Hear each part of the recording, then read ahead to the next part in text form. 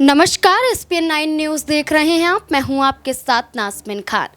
महाराष्ट्र की 288 विधानसभा सीटों पर विधानसभा का चुनाव होगा और महाराष्ट्र में विधानसभा चुनाव से पहले सीट शेयरिंग का फॉर्मूला तय होना है और सीट शेयरिंग के फॉर्मूले से पहले भारतीय जनता पार्टी और उनके सहयोगी दलों के बीच में सीटों के आधार पर दबाव बनाने की कोशिश की जा रही है। जहां एकनाथ शिंदे की पार्टी का दावा है कि कम से कम 80 से 100 सीटें उन्हें मिलनी चाहिए।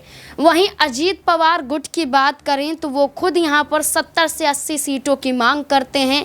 इस आधार पर अजीत पवार के गुट की एक बड़ी मीटिंग भी होती हुई नजर आई थी, जिसमें खुद अजीत पवार ने मीडिया के सामने ये तक कबूला था कि उनका सपना भी मुख्यमंत्री की कुर्सी तक पहुंचना है। तो अजीत पवार पूरी कोशिशों में हैं कि भारतीय जनता पार्टी उनके चेहरे पर महाराष्ट्र का चुनाव लड़े और उन्हें अधिक से अधिक सीटें दे। अगर बात करें 288 कुल मिलाकर सीटें हैं और अगर एक ही पार्टी को 100 सीटें दे दी जाएंगी तो नुकसान भारतीय जनता पार्टी को होगा। तो अभी तक सीट शेयरिंग को लेकर आपसी सहमति महायुति सरकार में नज़र नहीं आ रही है। लेकिन महाविकास आघाड़ी की बात करें तो इसमें भी सीएम चेहरे को लेकर असमंजस की स्थिति है। कांग्रेस पार्टी और उद्धव ठाकरे गुट के बीच में भी आपसी सहमति नजर नहीं आ रही है।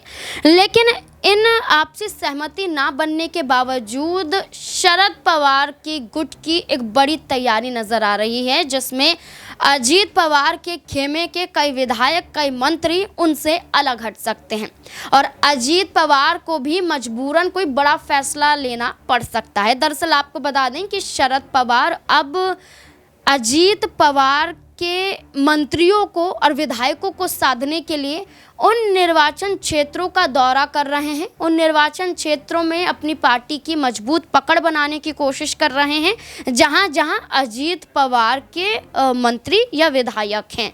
तो ये पूरी कोशिश है पार्टी को तोड़ने की और ये पूरी कोशिश है कि जिस तरीके से अजीत पवार धोखा देकर भारतीय जनता पार्टी संग आए थे, ठीक वैसे ही अजीत पवार के खेमे को तोड़ लिया जाए।